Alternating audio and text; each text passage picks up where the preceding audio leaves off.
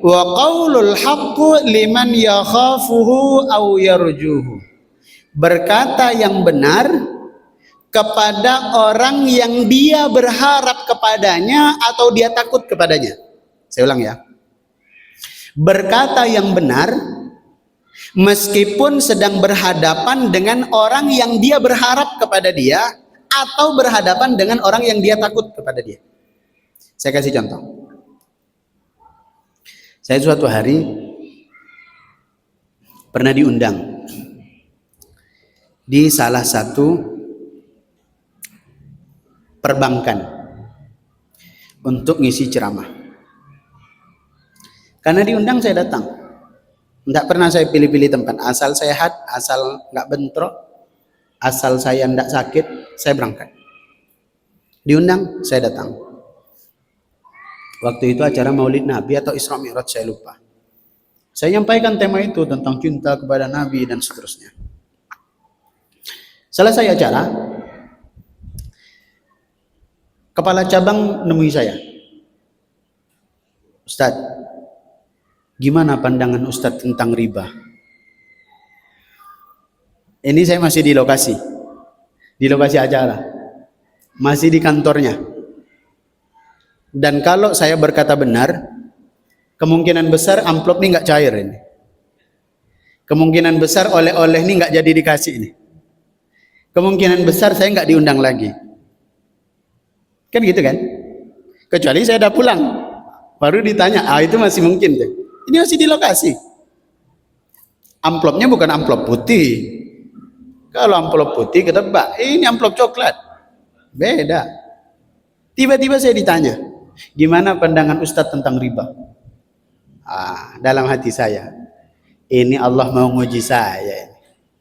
Kalau saya katakan, oh tidak Pak, kalau riba itu kan banyak, kalau nggak terlalu banyak nggak apa-apa. Mungkin saya bisa saja karena mempertimbangkan, saya nggak diundang lagi nih nanti, saya nggak viral lagi nih nanti di perbankan, saya nggak diisi kajian umum lagi nanti di sini, saya nggak diamplopin lagi di sini.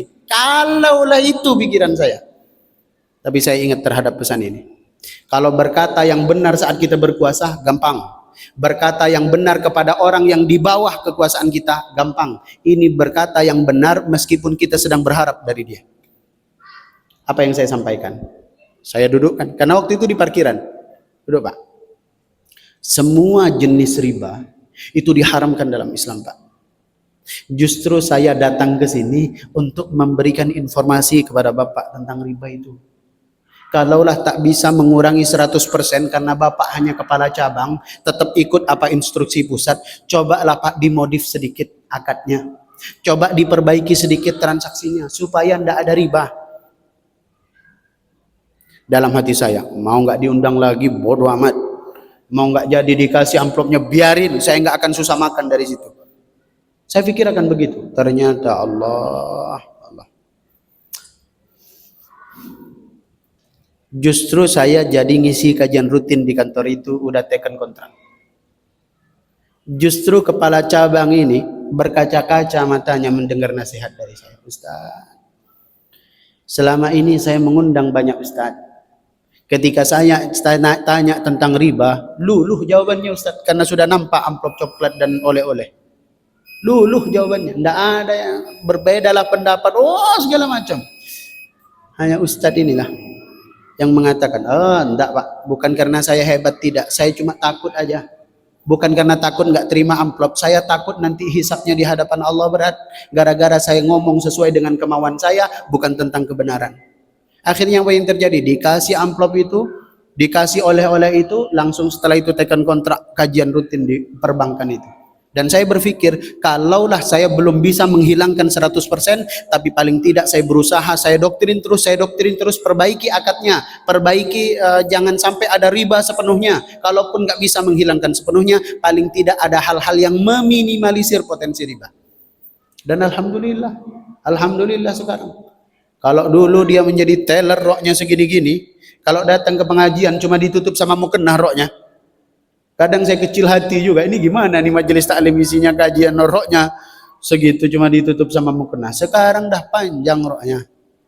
Mungkin nggak bisa ditinggal 100%, tapi paling tidak kita membawa perubahan sedikit besar di tempat itu. Kenapa? Barokahnya berani berkata benar meskipun kita kepada orang yang kita takuti atau kita kepada orang yang kita berharap kepada dia.